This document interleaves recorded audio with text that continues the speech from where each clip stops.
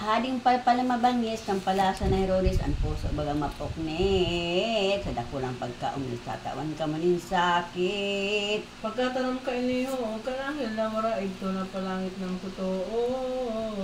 Karaan halik na tulo na nagpuli naman kadto. So ano ikaw galian ng mga dating si Simons, di maglaw sa simbahan. Sagkod na di makaayaw ni dapat na tulong alda. Tara, kung babae naman, ano pinang aking tunay, halato na makaayaw. Tulong-pulong aldaw lamang, tugo ni Mrs. naman.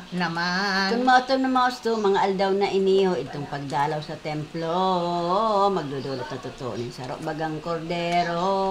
Kung duka na daing yaman, sukat na tortula lamang upit kung na kaniguan. Tayong kaugalian na itaw sa simbahan. 40 aldaw na pangagaki ni Maria kan nagkuyog nagutob siya kan ugali sa inot pa. Ang ngaran li Antigua. Pinatos niya ninyo, hindi rin ang totoo na idinulot sa templo. Sa Diyos amang kagibo, hadi sa bilog na mundo.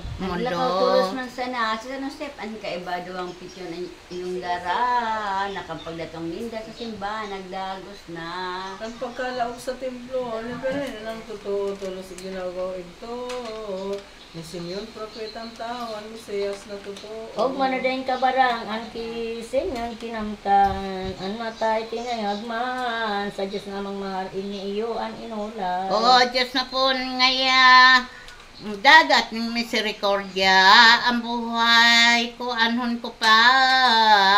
Mantaman sa kong nakita ang matubos sa gabos na. Arin pa ang hilman ko, or kagayon sa mundo, kundi ini yung aki mo. Oo, kinikili ko digyaw, ini dinulot sa imo. Manta man sa imong pagbuot, kung kaya nagilig tulos ang sa gabos ay masakot. Dugo niya mabubulos o sa sala ng gabos. Pagkatapos pag-orasyon kaning banal na si Simeon iginawaagaw na ng buo sa diring inamadunong iyo ini ang ulayo.